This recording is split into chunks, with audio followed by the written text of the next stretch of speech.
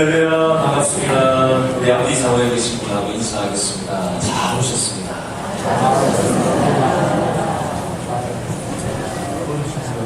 여러분 축구 좋아하세요? 좋아해요? 내일 러시아 월드컵 대한민국과 스웨덴의 경기가 저녁 9시에 있습니다.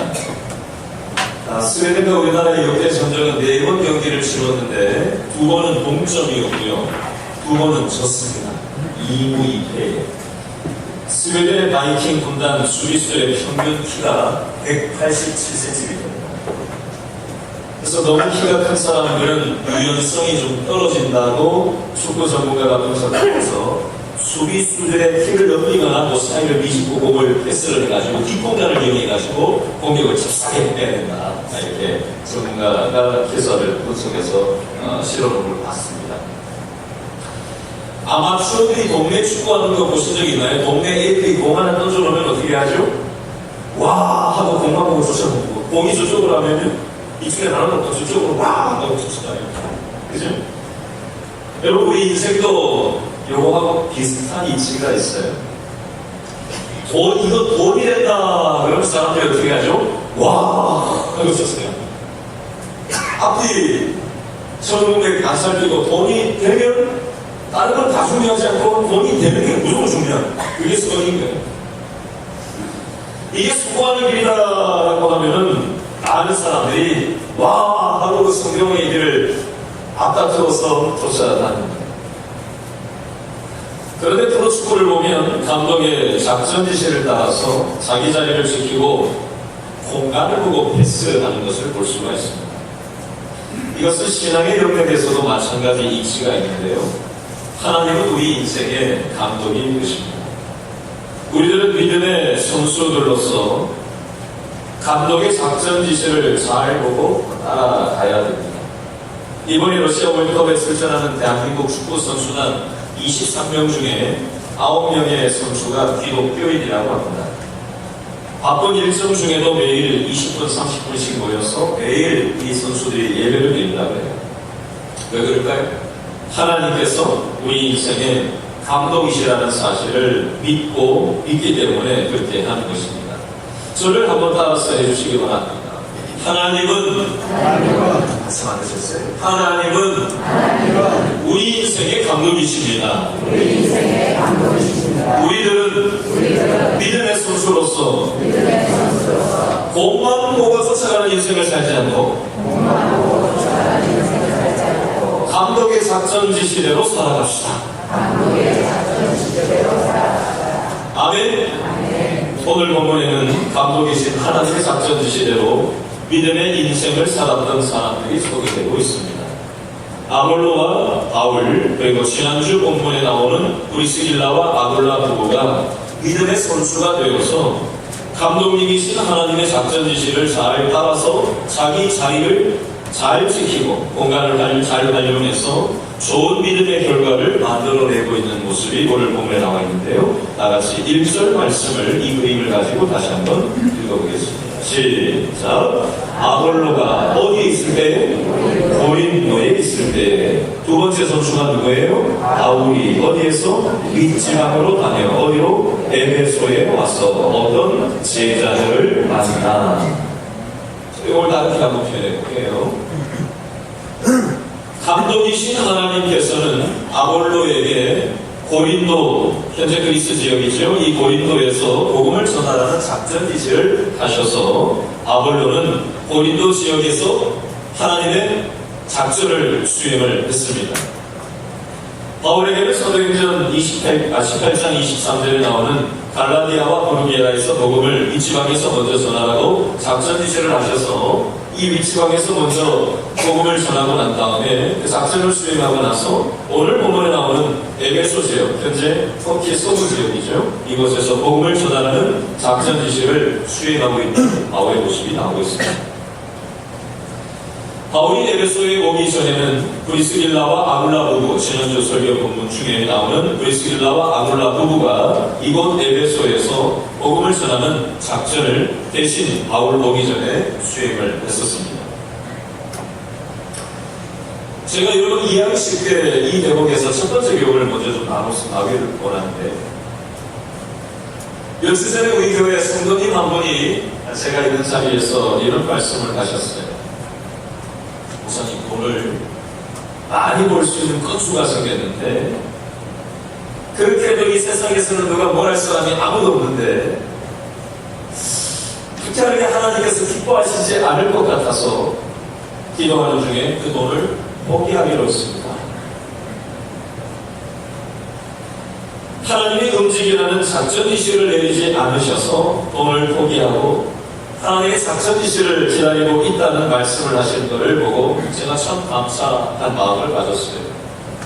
그리고 또 한편 드는 마음이 하나님이 이 성도님의 인생을 통해서 복의 통로로 사용하시겠구나라는 믿음의 마음으로 그 얘기를 함께 들었습니다. 저는 하나님이 우리 교신교회 성도들의 감독이신 줄로 믿습니다. 하나님의 작전 지시를 잘 보고 있다가 움직이시는 정말 여러분 될 수 있기를 바랍니다.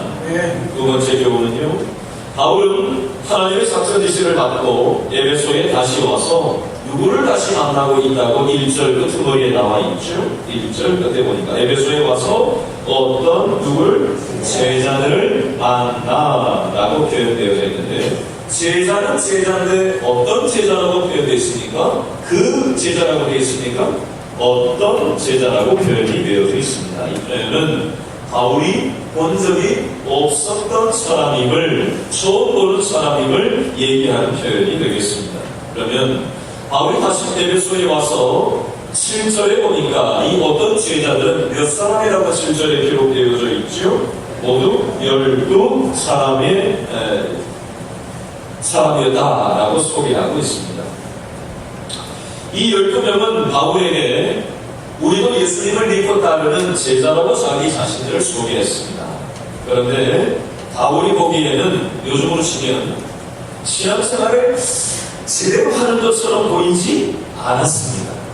그래서 이 사람들에게 바울이 질문을 하는데 뭐라고 질문을 하는가? 2절을 다 같이 읽어볼까요? 시작! 이르되 너희가 믿을 때에 무엇을? 성령을 받았느냐? 이르되 그 사람들이 뭐라고 해요? 아니라 우리는 성령이 계신도 듣지 못하였노라, 이렇게 대답을 합니다.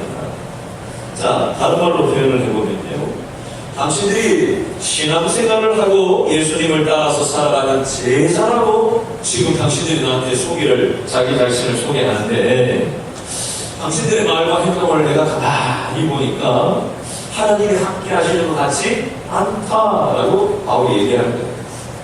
바울이 이렇게 질문을 하니까 이 사람들이 뭐라고 대답했다고요? 하나님이 성령 하나님이 계시다는 것은 말을 생전 처음 듣는다라고 얘기를 하고, 이게 무슨 뜻이냐라고 묻는 장면이 나옵니다. 바울은 3절에서 무슨 세례를 받았는지 물었고, 이 사람들은 요한의 세례를 받았다고 3절에서 표현을 하고 있습니다. 요즘식으로 바꾸어서 표현을 하면요,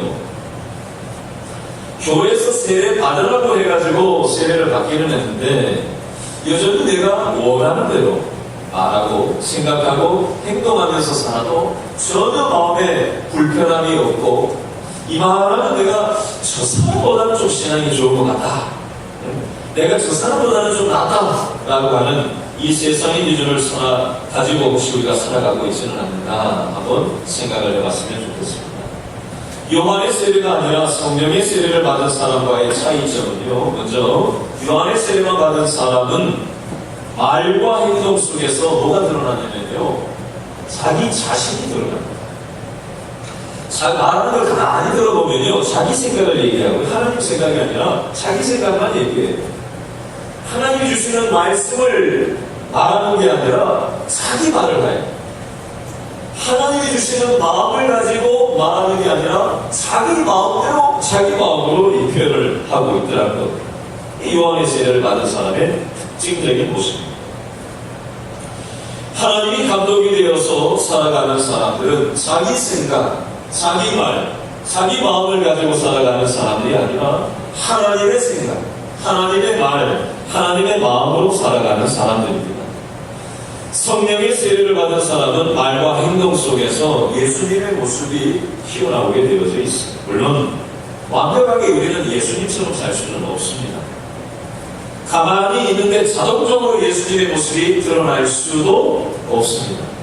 그러면 어떻게 해야 될까요? 감독님이신 하나님께서 작전 지시를 하시는데 언제 어떻게 작전 지시를 하시냐? 제가 하나님이 작전 지시를 내리신 것을 한번 얘기를 해볼 테니까 여러분 한번 따라해서 해보세요. 너희는 먼저 그의 나라와 그의 의를 구하라. 너희 안에 이 마음을 품으라. 곧 그리스도 예수의 마음이니 하나님의 능하신 손 아래서 겸손하라. 여러분, 겸손하는 게 자동적으로 됩니까? 예수님의 마음을 품는 게 자동적으로 돼요? 내 욕망을 따라서 살지 않고 하나님의 나라를 구하고 하나님의 의를 구하는 게 나는 자동적으로 된다 손 들어보세요. 아무도 없을 거예요. 그죠? 우리는 내 마음대로 살고 싶고 내 마음 먹은 대로 또 내가 원하는 대로 살고 싶은 것이 우리의 인간의 본성입니다. 감동이신 하나님께서 우리에게 하나님의 마음을 품고 하나님의 의를 구하고 겸손한 삶을 살라고 말씀을 통해서 우리에게 작전 지시를 내리시는데 이 작전 지시는 전부 명령입니다. 축구 선수들이 게임을 뛸 때 감독이 어떻게 하죠? 지시, 명령을 하는 거예요. 너 이렇게 뛰고 너는 이렇게 뛰고 여기서 이렇게 패스를 해주고 공간을 이용해서 저렇게 공을 넘겨줘가지고 어떻게 하라고 작전 지시, 명령을 내리는 거예요. 여러분, 이야기 쉽게 얘기하면 하나님의 말씀은 우리에게 명령을 내리시는 겁니다. 하나님께서 감독님이신 하나님께서 우리 인생 가운데 명령을 내리시는 거예요. 여러분, 구원은 하나님의 선물입니다. 그러나 하나님의 선물을 우리는 받은 바 그 은혜에 대해서 인간의 이성, 인간의 의지를 다해서 하나님께서 작전 명령을 내주신 것에 대해서 우리는 응답하는 삶을 살아가야 합니다. 그것이 바로 건강한 신앙의 모습이에요. 여러분, 우리는 물론 완벽한 삶을 살아갈 수는 없습니다. 그러나 한국교회가 빛과 소금의 역할을 잃어버린 이유는 받기는 너무나도 많은 은혜를 받았는데 하나님께서 주신 이 은혜들을 그리고 계속해서 그 은혜를 이 땅에서 복의 통로로 하나님께서 직장생활하고 가정생활하고 사회생활하면서 복을 흘려보내는 통로로 우리를 살아가기 하도록 하기 위해서 계속해서 말씀을 통해서 기도할 때 믿음의 생각을 주시고 말씀을 주셔서 작전 지시를 계속해서 하시는데도 불구하고 우리는 그게 부처는 거예요. 손해보는 것 같고 자존심 상하고 내 생각은 그게 다른 거예요. 내 마음은 그렇게 하고 싶지 않은 거예요. 내가 하고 싶은 대로 말하고 싶은 거예요. 그러다 보니까 빛과 소금의 역할을 감당하기보다는 사람의 생각, 사람의 말, 사람의 심보가 튀어나오다 나오다 보니 예수 믿는 사람이 복의 통로가 되기보다는 그렇지 못한 걸림돌로 우리 삶이 쓰일 때가 있더라는 것입니다. 여러분, 마지막 교훈을 우리가 한번 살펴보려고 하는데요. 우리가 8절부터 10절 말씀까지를 한 번 더 읽고 나서 세 번째 교훈을 나누려고 합니다. 8절부터 10절까지 다 같이 한번 읽어봅니다. 시작. 바울이 어디에서? 회당에 들어가 몇 달 동안? 석 달 동안 담대히 하나님 나라에 관하여 강론하며 권면하되 어떤 사람들이 첫 번째 어떻게 태도를 취하죠? 마음이 굳어. 두 번째 태도는요, 순종하지 않고. 세 번째 태도는요, 우리 앞에서 이 도를 비방하거늘. 바울이 그들을 어떻게 합니까? 떠나 제자들을 따로 세우고 두 번째 장소 어디로 가죠? 두란노 소원에서 얼만큼 자주요? 날마다 강론하니라. 10절. 2해 동안 이같이 하니 어디 있는 아시아에 사는 자는 유대인이나 헬라인이나 다 주의 말씀을 듣더라. 아멘. 8절에 회당이라는 장소가 첫 번째로 나오고요. 9절 넷째 주에 두란노 소원이라는 두 번째 장소가 나옵니다. 먼저 8절에 회당이라는 장소에서 사도 바울이 복음을 3달 동안 전했고요. 9절 셋째 주에 보니까 두란노 서원에서 날마다 10절에 2년 동안 말씀을 매일 강론했다라고 되어져 있습니다. 이 부분에 대해서 한 가지 핵심 주제를 가지고 말씀을 마무리해서 정리하려고 합니다. 저 따라해 보시죠. 십자가를 진다는 것은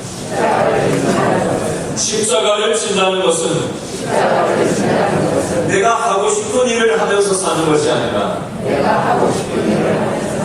내가 하기 싫어도 해야 할 일을 묵묵히 행하면서 사는 겁니다. 여러분, 십자가 진다는 게 뭐라고요? 내가 하고 싶은 말, 하고 싶은 생각, 하고 싶은 식보대로 살아가는 게 아니라 하기 싫어도 해야 할 일이라면, 하나님이 작전 지시가 내려졌다면 그 해야 할 일을 묵묵히 행하는 삶이 십자가를 지면서 살아가는 삶이라고 말씀하고 있습니다. 우리가 지난주에 살펴봤던 브리스길라와 아굴라 부부는요, 고린도 지역에서 굉장히 자리를 잡고 텐트 사업을 해서 이제 경제적으로 자리가 잘 잡혀서 사업이 잘 되고 있었어요.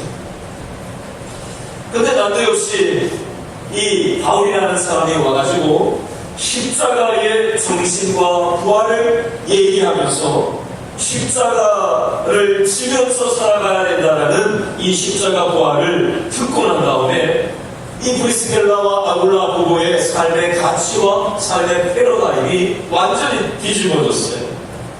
그래서 먹고 사는 것이 자신의 1순위의 관심사가 아니라 하나님이 원하시는 삶이 자신의 1순위의 관심사가 되어서 도대체 어떤 일이 펼쳐질지도 알지 못하는 그 일을 하러 움직여가는 사도 바울을 보따리 싸가지고 따라 나서는 장면이 나옵니다.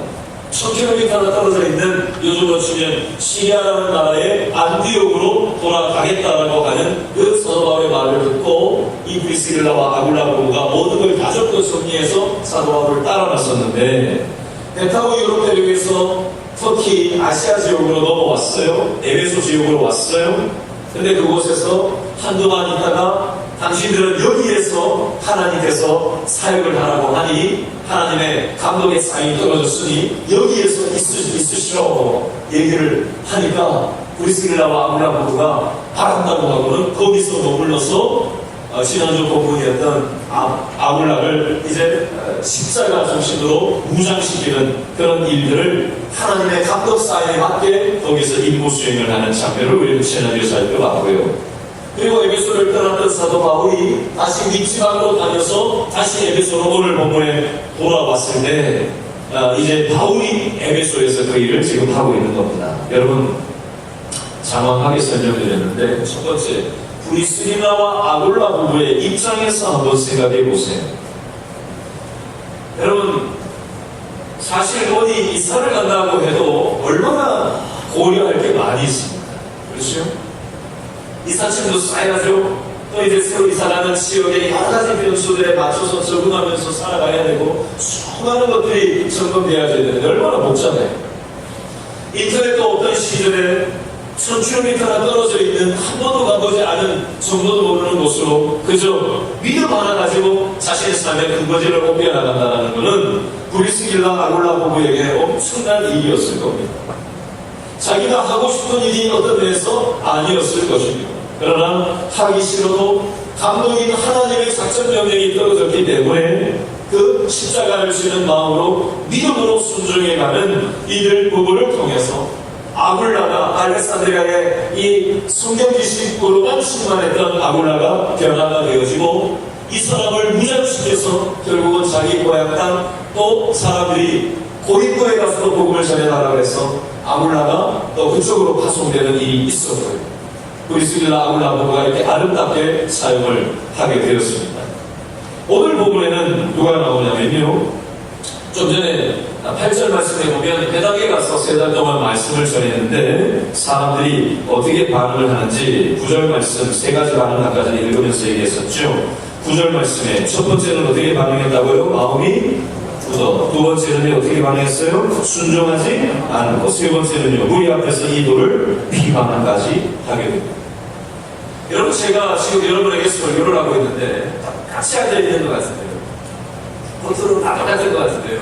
어떤 분은요, 말씀을 받아먹으려고 발급한 마음으로 앉아있는 사람이 있는 반면에, 어떤 사람은 딱 벽을 치고 설교를 듣는 사람도 있습니다. 아니, 당신은 해라, 나는 안 듣는다 라는 태도고, 없었으면 좋겠는데, 우리 교회는 저는 없는 줄 믿는데 간혹 그런 분이 있습니다. 여러분, 똑같은 설교를 들어도요, 내 마음이 부들부들해야 이 말씀이 들어오게 돼 있습니다. 마음의 준비가 돼야 이게 나에게 주시는 말씀으로 받아들여지게 돼 있습니다. 근데 이런저런 이유로 인해가지고 내 마음에 벽을 딱 치고 들어버리면요, 말씀이 들어오다가도 탁 튕겨져 나갑니다. 이거 설교를 듣는데, 저 말씀은 누가 들어야 되는데, 이렇게 하고 합니다. 하나님이 나한테 지금 말씀을 통해서 작전 명령을 주고 계신데, 딴 생각을 하고 있고, 마음을 닫고 있고, 다른 사람이 들어야 된다고 생각하는 그런 마음으로 설교를 듣는 분이 우리 교식교회에 한 분도 안 계실 수 있기를 바랍니다. 두 번째는 순종하지 않고 이 말씀을 들었다는 거예요. 말씀을 들어가지고 듣기는 들었어요. 믿음의 생각을 하나님이 주셨어요. 믿음의 마음을 주셨어요. 근데 뒤로 돌아서 일상의 삶 가운데 가면 또 여전히 내 생각대로, 내 욕망대로 살아가는 거예요. 순종하지 않는 거예요. 우리 앞에서 이 돌을 비방하고 회방하고 저거 가짜라고 얘기하고 비방하고 돌아다니는 거예요. 여러분, 결과적으로 이것 때문에 사도 바울은 어떻게 했죠? 이 사람들을 떠나고 있는 장면이요. 그래서 어디로 가죠? 두란노 소원으로 가서 2년 동안 날마다 말씀을 거기서 전했다라고 되어져 있습니다.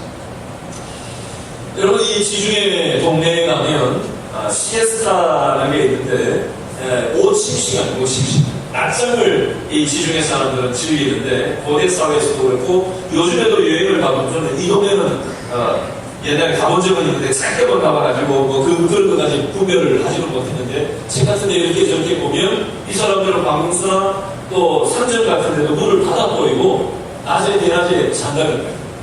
그걸 낮잠을 즐기고 그런 문화가 이 동네에는 있다고, 시에스타라는 문화가 있다고 해요. 오늘 한글 성경에는 표현이 되어 있지 않는데, 이 두란노 소원에서 날마다 말씀을 강론을 2년 동안이나 했다는 표현에 숨은 의미가 있는데요. 남들은 다 시에스타 낮잠 자는 이 시간에 11시부터 오전 11시부터 한 4시까지 두란노 소원에서 사람들이 낮잠하죠. 남들은 다 잠자는데 그 시간에 두란노 소원에서 사람들이 모여가지고 사도 바울이 하는 설교를, 강론하는 설교를 날마다 들었다라는 표현이 되겠습니다. 여러분, 사도 바울은 남들 다 사는데 자기는 잠자고 싶지 않았을까요? 그리고 말씀 들어온 사람들도 남들은 다 사고 피곤함 다 사는데 피곤한 몸을 이끌고 와가지고 예배드리고 말씀 듣는다는 게 쉬웠을 때 본성적으로는 피곤하고 힘들고 구차한 일이었을 겁니다. 그죠? 그럼에도 불구하고 십자가를 지면서 살아가기 위해서는 내가 하고 싶은 일이 아니라 하기 싫어도 해야 할 일, 감동의 사인을 듣기 위해서는 말씀 듣는 시간을 확보하고 기도를 통해서 하나님의 감동 사인을 들어야 되고, 믿음의 사람들과의 교제를 통해서 하나님의 감동의 그 사인을 받아야만 내가 십자가의 정신으로 살아낼 수 있다는 걸 알기 때문에 이렇게 했더라는 것입니다. 러시아의 월드컵을 치르러 간 지금 선수들 23명 중에 9명이 지금 얼마나 빡빡한 그 경기 일정을 앞두고 체력 조정을 하고 시간 관리를 하고 지네들끼리, 기독교인들끼리 모여가지고 예배 드린다고 동료들한테도 뭐 이런저런 소리를 듣지 않겠어요? 스태프들한테 이렇게 시간 관리를 잘 해야 되는데 저 기독교인들 미쳐가지고 지네들끼리 모여가지고 저렇게 매일 예배를 드린다고 하는 스태프들도 있지 않을까요? 여러분, 이 선수들도 육신적으로 굉장히 피곤하고 예민하고 중요한 시간임에도 불구하고, 그럼에도 불구하고 시간을 쪼개서 매일 20분, 30분 월드컵 기간임에도 불구하고 거기에서 날마다 예배드린다는 것은 자기들의 삶이 축구 선수임에도 불구하고 축구 선수 이전에 자기들은 하나님의 십자가 정신을 가지고 이 땅을 살아가야 될 사람들이라는 믿음이 있기 때문에 또 피곤하고 어려운 시간이고 힘든 일임에도 불구하고 그렇게 날마다 예배를 드리고 있다는 것입니다. 여러분, 어떤 면에서 오늘 저와 여러분들은 바쁘고 힘든 여러 가지 세상 일들을 다 뒷전으로 하고 오늘 이 자리에 모이셨습니다. 요즘 경기가 많이 좋지 않습니다. 계속해서 뉴스를 보니까 며칠 전에도 미국이 지금 중국의 무역 전쟁을 또 한 번 지금 선포하고 관세를 25%를 관세를 물리겠다고 해서 중국도 우리도 가만히 있지 않겠다. 우리도 25% 미국 니네들한테 매기겠다고 해서 지금 세계 최강의 두 나라가 무역 전쟁이 지금 또 가열되고 있어요. 수출을 기반으로 하는 우리나라 입장에서는 상대적인 그 여파가 지금 굉장히 부정적인 영향이 올 것으로 경제 전문가들이 얘기를 하고 지금 작년보다 반도체 경기가 단가가 많이 뛰어서 몇몇 대기업은 굉장히 수지가 좋아졌지만 나머지 대부분의 기업은 좋지 않은 수지로 인해서 지금 청년 실업도 굉장히 심하고 경제부총리가 며칠 전에 인터뷰하는 걸 보니까 청년 실업 얘기하면서 전문가들 옆에 앉아가지고 우거지상을 쓰고는 앉아있는 것을 지켜봤습니다. 자영업자들, 수백만 되는 자영업자들 이제 임금은 최저임금을 올려줘야 된다고 해서 이렇게 저렇게 지금 어려움이 많이 있습니다. 여러분, 이런 세상 돌아가는 틈바구니 속에서 우리가 믿음으로 십자가 정신으로 살아간다는 것은 참으로 쉽지 않습니다. 여러분, 우리는 세상 사람들처럼 내가 그냥 생각나는 대로 말하고 내 욕망대로 살아내고 싶은 마음이 우리에게도 하루에도 수십 번, 수백 번씩 생겨지는 게 우리의 인간 본성입니다. 그럼에도 불구하고 우리의 감독이신 하나님께서는 우리가 말씀을 들을 때마다, 기도할 때마다, 또 믿음의 사람들과 대화를 하고 예배를 할 때마다 어떤 사인을 주시죠? 인간적인 생각으로, 인간적인 마음으로 그렇게 살지 말고 하기 싫어도 해야 할 것을 하면서 믿음으로 살아갈 것을 우리에게 말씀하고 있습니다. 오늘 이 시간에 설교 말씀을 통해서 하나님께서 저와 여러분에게 어떤 사인을 주고 계십니까? 여러분, 모든 설교를 다 기억할 필요는 없어요. 한 가지 분명하게 우리가 기억하고 돌아가야 될 게 있는데 따라합니다. 하나님께서 우리 인생의 감독이 되십니다. 우리는 믿음의 선수들입니다. 말씀을 통해서, 기도를 통해서, 찬양을 통해서, 믿음의 교제를 통해서 감독님의 사인을 받고 마음을 부들부들하게 하고 그 말씀에 순종하면서 삽시다. 아멘. 처음에는 손해보는 것 같고 처음에는 더디 가는 것 같고 언제 변화가 되려나 싶지만 하나님의 때가 되면 하나님이 모든 것을 합력하여 손을 이루시는 줄로 믿으실 수 있기를 바랍니다. 마지막 경우를 하나만 살짝 나누면요, 8절 9절 10절에 8절에 보니까 배당에 들어가서 3달 복음을 전했는데 사람들이 마음이 굳어 순종하지 않고 이 도를 비방했다고 되어 있어요. 그래서 바울이 이 사람들을 떠났다고 되어 있습니다. 여러분, 이 땅을 살아가면서 우리를 방해하는 방해 요인들, 인생의 장애물들이 있어요. 그것이 건강의 장애물이든 재정적인 장애물이든 관계의 장애물이든 생각지도 못했던 도대체 왜 이 상황이 내 삶 가운데 있다 싶은 말도 안 되는 이 상황을 내가 왜 겪어야 되나 하는 그 인생의 장애물도 인간적인 관점으로 보면 이해가 되지 않지만 한번 보시네요. 그래서 사도 바울이 이 사람들을 떠나서 어디로 가죠? 두란노 소원에 가서 매일 2년 동안 사람들한테 전했더니 어떤 믿음의 열매 결과가 열리죠. 10절 첫째 줄 끝에 보니까 아시아에 사는 자는 유대인이나 헬라인이나 다 주의 말씀을 듣게 되는 믿음의 열매를 맺었다라고 되어 있습니다. 만약에 생각해보세요. 유대인 회당에서만 사도 바울이 복음을 전했고 사람들이 그 말씀을 잘 받아들였다고 생각해 보세요. 그러면 사도 바울은 유대인 회당이라는 테두리를, 범주를 벗어나지 않고 그 안에 모이는 대중들을 향해서만 믿음의 일을 했을 것입니다. 그러나 그 사람들이 다 반대한 건 아니고 어떤 사람들, 몇몇 사람들이 말씀을 받지 않고 민초해니까 사도 바울이 그 사람들을 떠나서 두란노 소원으로 가서 2년 동안 누구를 대상으로 유대인 회당에 국한되지 않은 뻥 튀어져 있는 이 터키 대륙에 있는 수많은 헬라인이나 유대인이나 어떤 인종이나 가리지 않고 많은 사람들한테 복음을 전해서 생각지도 못했던 복음의 열매가 맺히게 되었다는 겁니다. 여러분, 하나님의 일하시는 방법은 우리의 관점하고 다르습니다. 내가 원하는 방법으로 하고 다르게 하나님은 역사하십니다.